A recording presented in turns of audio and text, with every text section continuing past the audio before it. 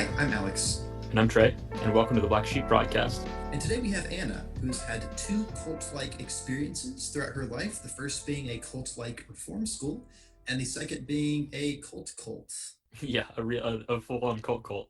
Yeah. The other one being a non-cult cult. Well, yeah, I guess if you think about cults, most people in them don't think they're cults, so they're kind of. Yeah, I guess technically no cult is a cult. Yeah. Yeah. No one says, "Hey, come join my cult." Yeah, that's true. I don't think, at least I don't think they do, but I think today we're going to learn. Let's hop into it. Welcome to the Black Sheep broadcast. Anna, if you want to give a little introduction about yourself. I'm Anna. I'm 18. I'll be 19 in a few days, so wish me happy birthday, everyone. Happy birthday, Anna. Thank you. So I'm here to talk about, I have, I guess, a couple of things. I've had an interesting experience with cults and things that resemble cults. So I was in kind of a reform-like institution for about a year when I was 15, and then I had an experience with a more like religious group when I was 18. So it sounds like a good starting point is this reform school. Mm-hmm. Do you want to get us started on that?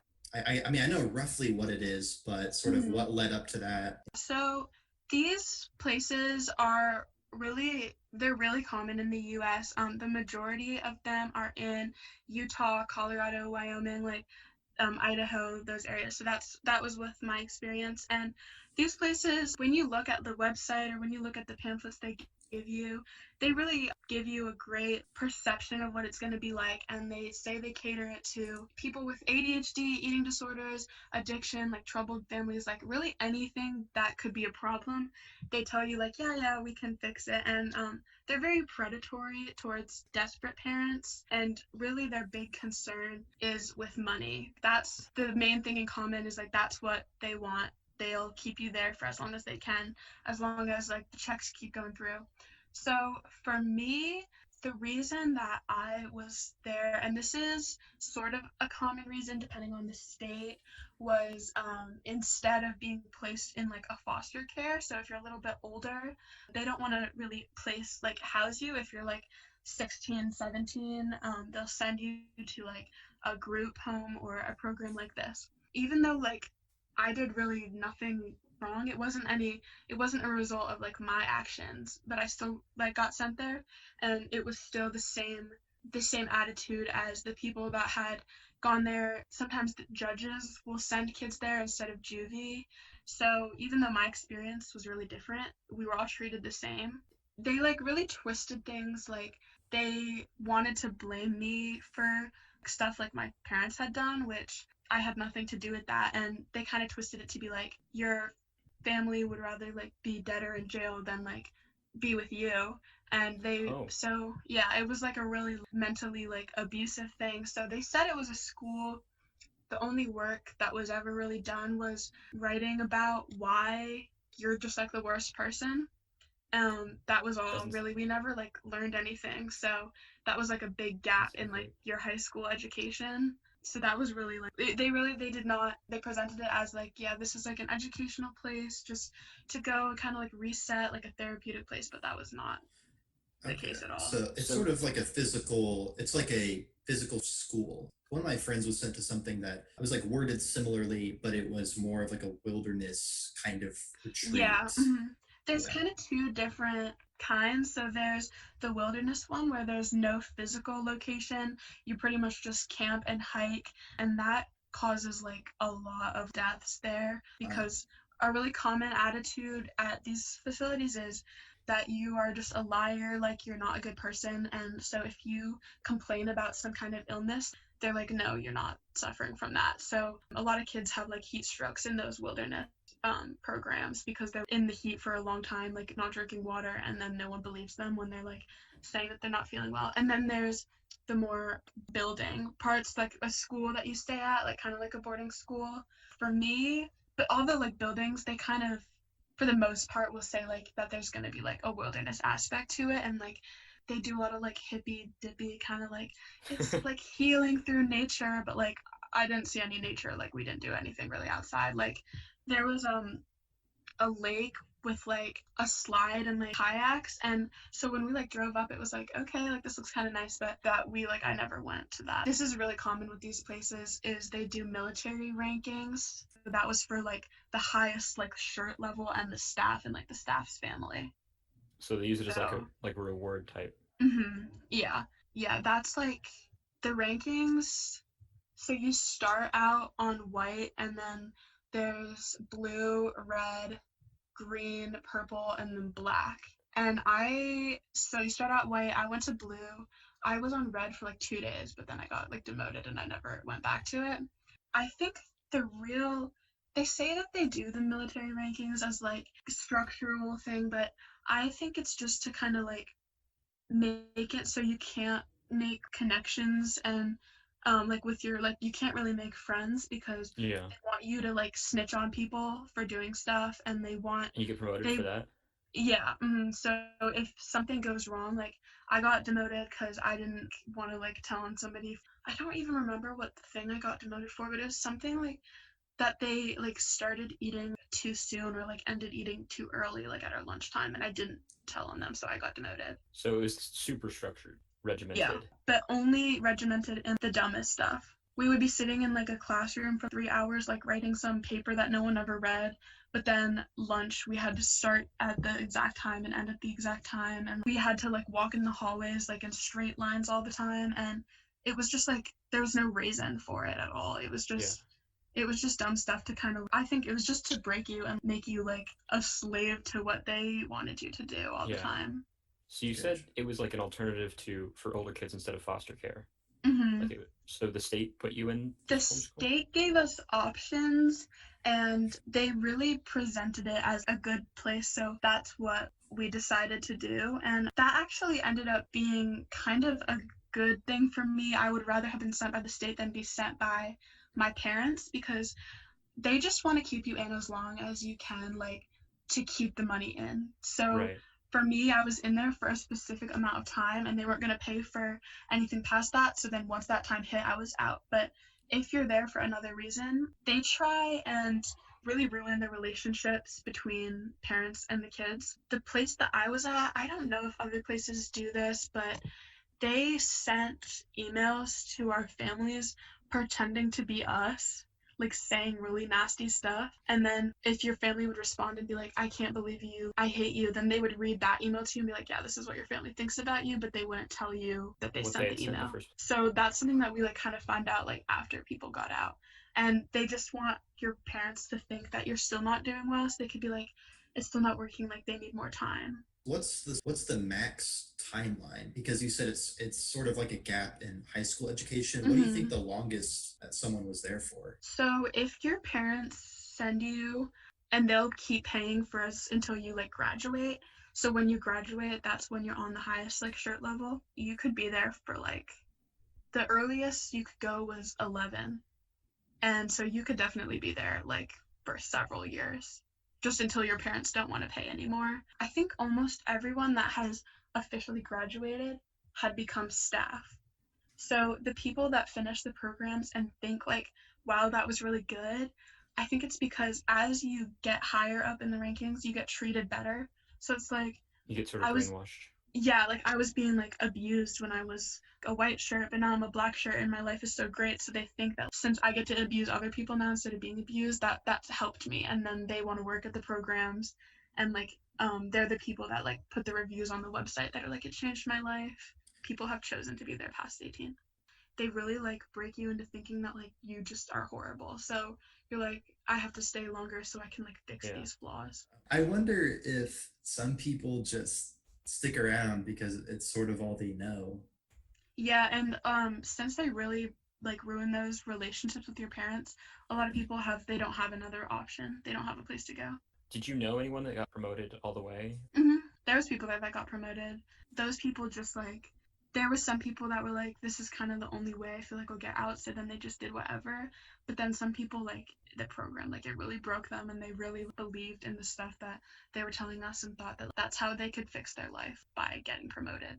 Which it's so weird to me, like, because people would send their kids if they had like mental health issues, like if you're suicidal and like depressed, you're not going to get better by yelling at somebody because they ate at 101 instead of 1, you know, like that's Yeah. not going to help anything, but they just get brainwashed into thinking that it does.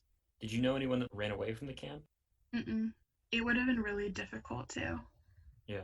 because it was like kind of in like a woodsy place. Most people were from out of state, so they try and get people with a lot of money because those people will keep paying. So they'll come from all over. So like you could get out if you like tried to run, I guess, but then like you don't have a phone, you don't have money, like you don't know where you are. So You're just in the woods. That's kind of what I've been picturing as you're describing this, is mm-hmm. sort of this little institution tucked away in the Mm-hmm. mountains, because you're kind of describing a boot camp. Mm-hmm. Yeah. Yeah. Did you report it to anybody, like the fact that they were treating kids like this?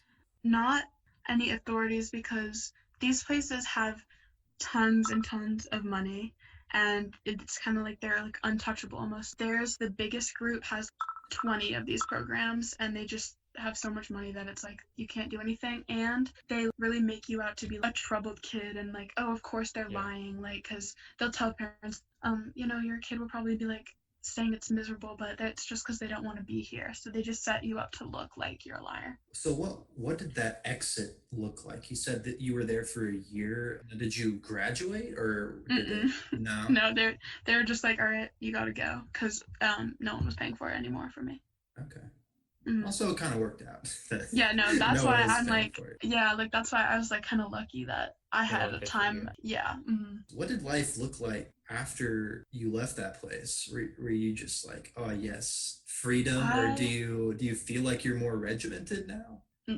no, no, that was awful, and I don't want to do anything like that again. And I think I was kind of luckier than some of the people, because I didn't ever fall for what they were saying. Like I knew I didn't do Yeah. anything wrong, so I was kind of just like, these people are just like, they're whack and they don't know what they're talking about.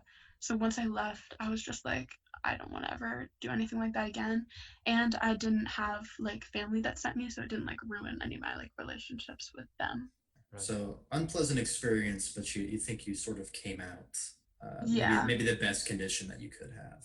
probably. Yeah, it definitely was like a miserable time, and it was like hard to like, it just, for the first like month, it like felt really weird to do what you want to do, like, and Yeah. not to have to follow all these rules. And like I was like kind of stuck in like a robotic mode for like a little bit after. Right. And then you started eating lunch at 104, and you thought to Oh yeah, yourself, yeah. what I am was I going doing? crazy. Yeah, I tried to report myself, but no one cared.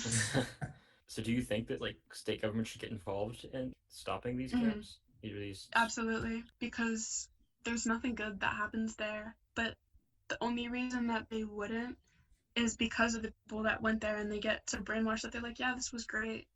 They have a lot of people promoting these places. So the place that I went wasn't run by this, but it's Aspen Education, and they have like really abusive programs. I assume they would probably have a lot of money. Yeah, and that's just like their only goal.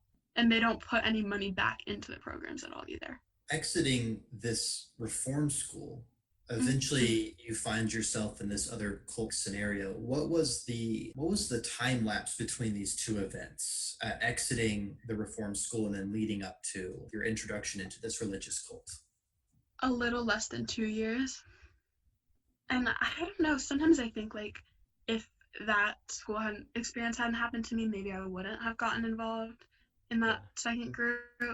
I don't know, it's kind of hard to tell, because after I got out, like I had a good period of time where I felt good, but then I just got really depressed. I was just so miserable, and I went to college in a new city, and I didn't know anyone that was there, and like I ended up, now I have like a great group of people, and like, you know, it worked itself out. But the first couple months I was just really unhappy in general, so it was kind of hard, and I was just, okay, I'm willing to like do whatever, because I just didn't want to be lonely. Yeah. Were you religious before you joined the cult? Not really, no. Like I never, like as a kid, like I grew up religious, but then I never, like I don't ever think about, I don't really care about religion, so I would say no. Right. So you're just sort of, you were raised with a religious background, but you never found yourself actively engaged in any sort of community-based religion. Okay. So what did this introduction into the cult look like? Were you just on the street and So this is like there was many red flags that I should have seen before. And like I kind of knew it was weird, but I was like, I don't really care. So the first time they like approached me, it was at 10:30 like p.m., which I feel like is kind of weird. And it was on like this street where it's like a bunch of college bars and stuff. And that's the only thing really there. And so I was like by myself, and they like came up to me, and I was like, they asked me if I wanted to like learn more about it. I was like, sure, whatever. But I just thought that that was kind of a weird time and place to Yeah. like get people like Seems a little involved. Like, predatory. yeah. And it was like just these two guys that were like about my age, so like maybe like 18 to 20. They were like dressed really nice, and they just asked me if I would be interested in learning more about it. So I said yes, and then a couple days later was the first time I went to meet with them. So And what was their sort of meeting area? so Church or yeah, pretty much. And then the people that were members, they all like lived in a few houses like around it. So it was in like a section of like a normal kind of neighborhood that they all lived. A couple families like lived together too. okay? When this introduction happened, when they found you on the street, did they tell you Mhm. straight up, here are our beliefs? And did you, Mm-mm. They were really broad about their beliefs, and it was like kind of similar to Christianity, like, but the thing that was kind of strange was they never really talked about, they didn't talk about God that much, like, or like, they didn't really say like, God will save you. It was more of this group will save you, and then the leader will save you, and then we just believe in God as on the side is kind of like on the side? on the yeah, side? like that was kind Aside of of like God. the kind of like the gist of it. It was God is weird. God is a side piece to the leader. Well, so Honestly, yeah. Call it like a local thing, or is it like it was just a No, local thing? it's just this one group of people, yeah. Right. interesting. Okay. Hmm. Well, you mentioned this leader was sort of at the forefront of their introduction to you. What was this leader like? Because a lot of these cults you see, the sort of centerpiece of the cult is this Hmm. charismatic leader. You got, Jim Jones or David Koresh. What was Hmm. that person like? He was pretty much like that. Like he was like a good looking like guy, like mid 40s, like 50s. And he had a wife and a couple kids, and his wife was like a really like sweet person. I don't think she really was, but she appeared that way. And yeah, they definitely just seemed like really nice. Everyone like um everyone like looked like really like clean cut all the time. Like everybody looked really nice, especially in his family. So what I'm Yeah. imagining, I might be biased, but what I'm imagining is sort of just this church room with pews, and you walk in, and there's Hmm. this leader, and he's talking. Is that sort of what it looked like, or? Yeah.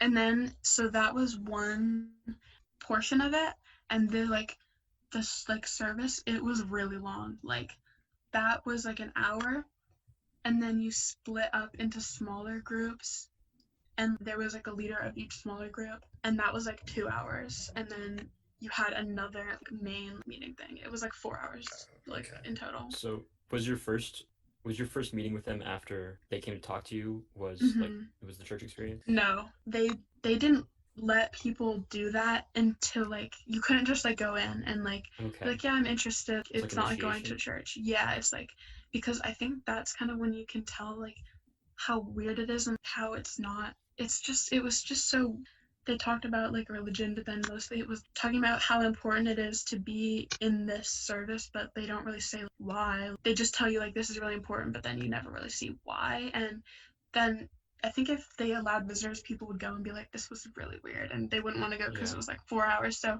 they talk to you, and like you have to do like events and stuff before you can So they go. draw you in before you can actually. So Hmm. you actually did experience like their church service and stuff like that. Hmm. Yeah. Did they have any rules or beliefs that stood out to you that were abnormal for like a normal religion?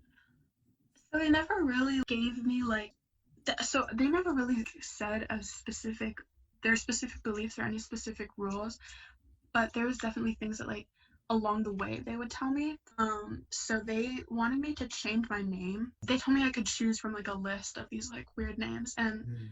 I was like, I don't want to do that. Like I like my name. I just don't see what good that would do. And they were like, that's just something a lot of people do. Like, we really urge you to do that. Like, have you ever seen the movie Coraline? Yeah, yeah. It's like when she's trying to give her the different colored eyes, like it's like that. Oh. The button eyes. Yeah. Like, just do this and you'll be one of us. Well, Yeah. the name is a creepy thing because it's such an intimate part of your identity. It really seems like the sort of motivation behind that is to say once you adopt this new name, your identity sort of becomes an invention One of of us. this cult. Yeah, that's spooky. And you didn't do it? No, but they were kind of like, okay, we'll come back to that later. Okay. So, They yeah. didn't drop it. No. And they would mention it, and some people would call me like different names, and that annoyed me. But I didn't want to like really say like, no, like definitely not. Like I was like, no, I don't want to do that, but I wasn't like, that's so weird, absolutely not. I was just like, I don't really want to do that. And then there was some random people that they didn't want me to talk to, like so they wanted me to break up with my boyfriend because he wasn't interested, and then they were telling me like that was like abusive, and I was like, no, like he's a great guy, like he's not abusing me at all. And then they would really reach to like explain why he was, and they would get really mad if I ever mentioned him. They just like didn't want to hear about it, and they like didn't want him in my life, and they like told me that was like evil, like he was an evil person, and like everyone that wasn't involved was evil, and they wanted me to move out of my school housing to their like one of their houses. So they were trying to sort of strip away your individuality and to make you a part of the cult. So the only people you had were members of the cult. Yeah. So the sort of disavow everyone outside of the cult. I'm curious when and this has got to be a weird discussion with your boyfriend to say, hey, I've met these. Well, yeah, and it's probably a scary thing for him because, well, this is at the time. Did you recognize this was a cult, or was this just sort of a, hey, here's some people I met. They're kind of cool. Maybe it's important for them, that maybe you come hang out with us, or. Yeah, he thought it was weird, and he was like, why, I don't get why you're doing this, like why do you talk to them, especially because they texted me a lot. Like they texted me, like they blew up my phone like constantly when I like wasn't with them, so he would like see that I was getting like spammed, and he was like, why do you like put up with this, like it's just weird.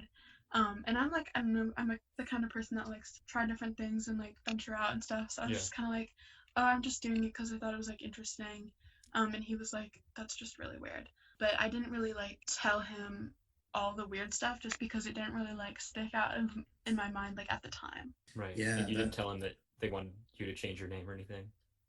No, like at the time I was just like, oh, that's weird. But then I didn't think about it until I was like out of it, and I was like, that was really strange. Yeah, that's the slippery thing about cults is that I feel like when people are in them, no one can really openly say, "Oh, I'm in this cult," because no one at the time would say it's a cult. It's just sort of a slippery. They don't think it's a cult. Yeah. Yeah, sort of a slippery slope, and all you're seeing is here's some friendly faces and people that want me to be one of them. And I'm guessing that was a big part of the appeal, was just that sense of community.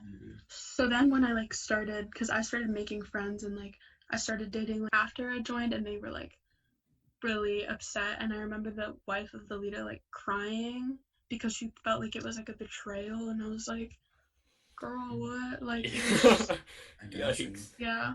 And they wanted me to turn my location on and like share it with them.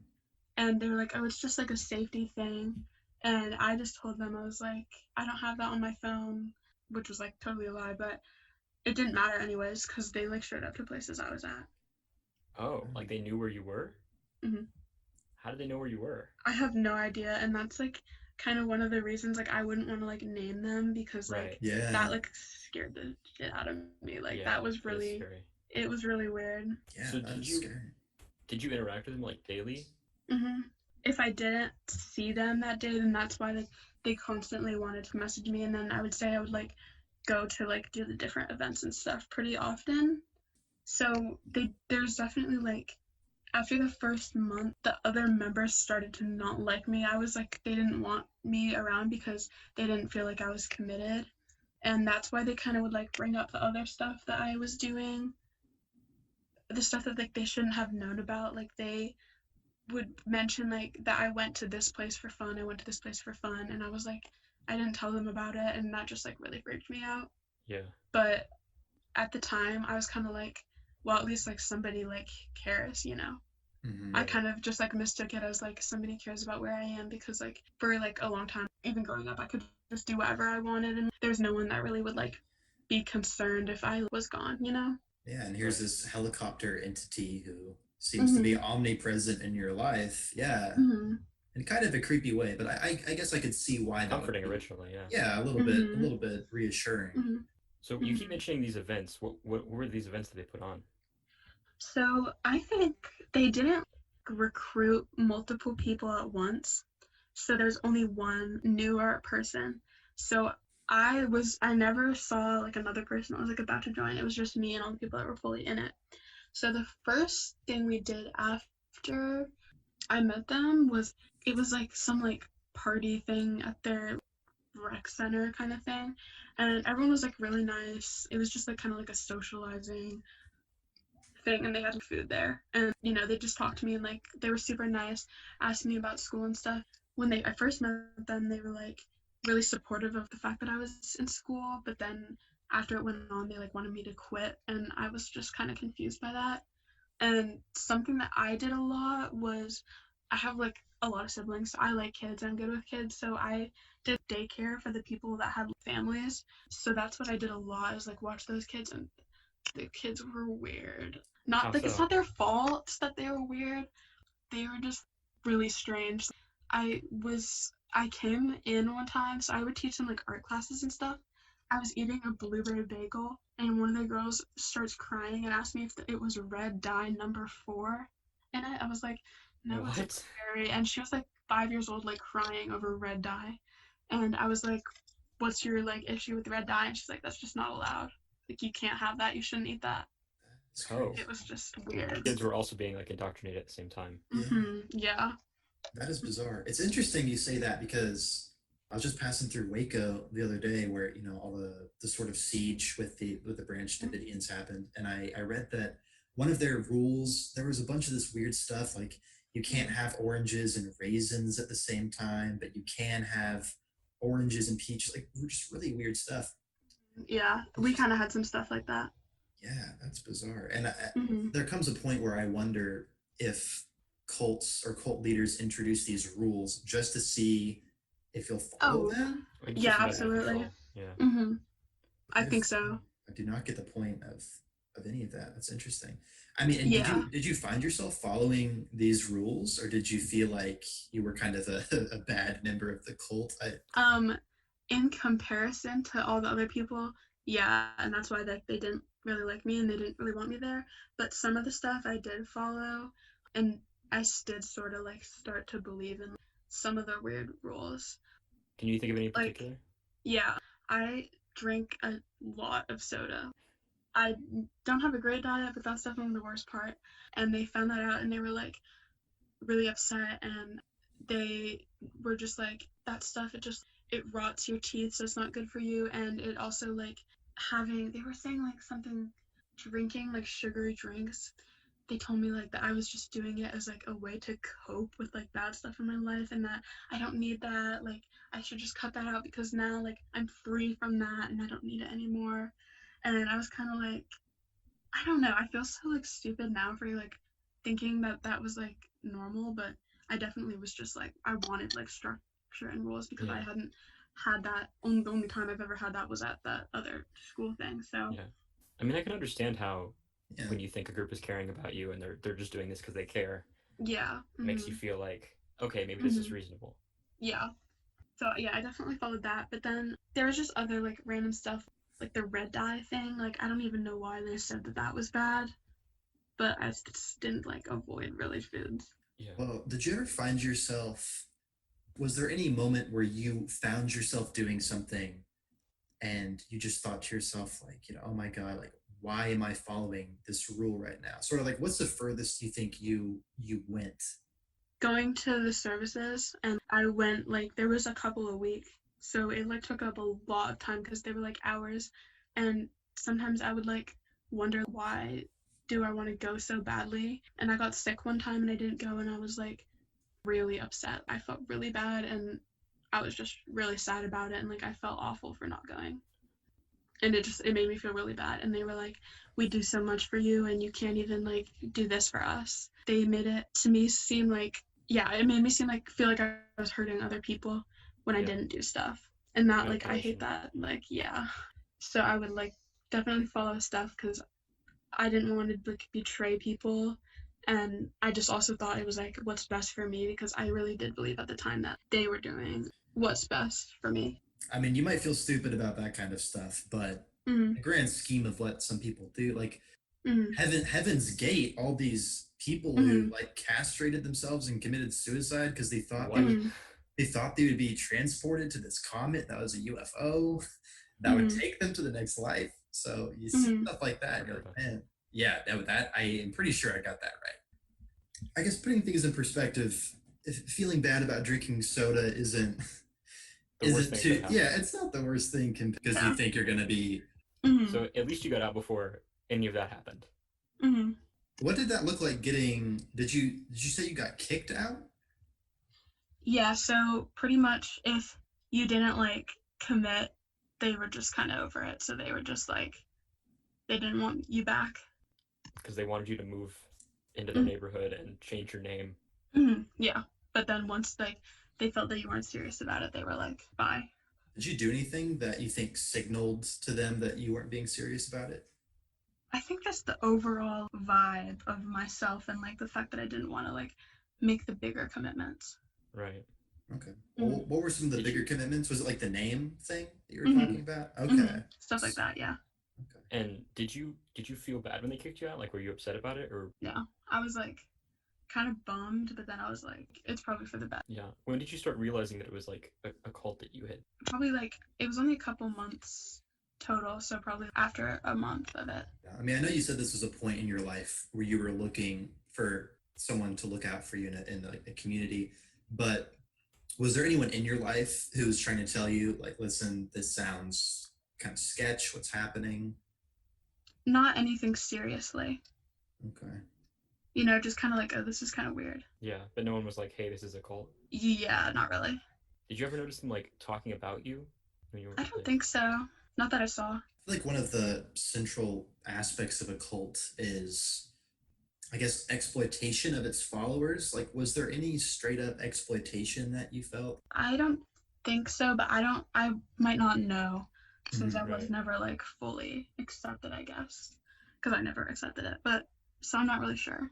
So after having, been, I guess, disavowed by the cult, living your life now, I guess I have sort of the same question about the reform school. Is there anything about your life now that you'll ever pause and think that this cult affected you to this day? No, I kind of just like moved on from it and was like, well, that was weird.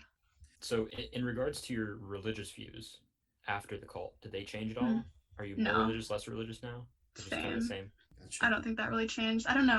It was a weird thing that happened, but it didn't like affect the rest of my life. You didn't come out thinking like, oh, you know what, religion is just not something I'm interested in anymore. I mean, I probably will not be interested in the future, but it didn't make you like super against it? Not really, because I know that that's not really the reality for real religious stuff. Well, and it sounds like, honestly, most of this cult wasn't really a religious thing. It seems like religion, or sort of central tenets that were religious, on the back burner. It was mostly just a sort of a club community. Yeah, exactly. Interesting. Just one more question about the cult. Did the leader have final say over everything, or was there like a committee that controlled stuff? It was all him. And then the other people, I guess, were just like enforcers more. This question has been kind of burning in the back of my mind ever since you said they knew where you were, even though you didn't share locations or anything. Have they ever tried to like find you again or contact you? Nope. Interesting. Well, that's good at least. Yeah, that is good. Yeah, that's what I was nervous about, but no. After this reform school, after the cult, do you think you've come out? They taught you being able to avoid them? Mm-hmm. it builds character too, you know.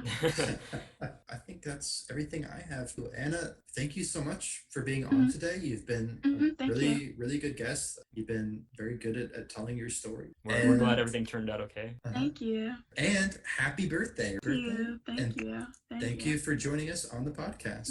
Thank you. Bye-bye. That was a really interesting topic, I think. We really appreciate that Anna talked to us about it, because I know that probably wasn't the easiest thing to talk about. Yeah. I'd be scared to come forward with that kind of stuff. But yeah, that was interesting, and I enjoyed hearing about it. I mean, it was not a pleasant topic to hear about, I guess, but it was interesting. It was definitely, it also can help, like, you know, people watch out for stuff like that. If you see those kind of red flags, hey, maybe that's a cult. Don't go to reform school. Yeah, try to avoid it. Well, I guess she didn't really have a say in it. Yeah, don't send your kids to reform school. Yeah, please don't do that. And if you're ever out at 10:30 at night and two guys in their 20s approach you and want to take you to some sort of temple or church, don't join them. But yes, thank you, Anna, for joining us. And we'll see you next time on the Black Sheep broadcast.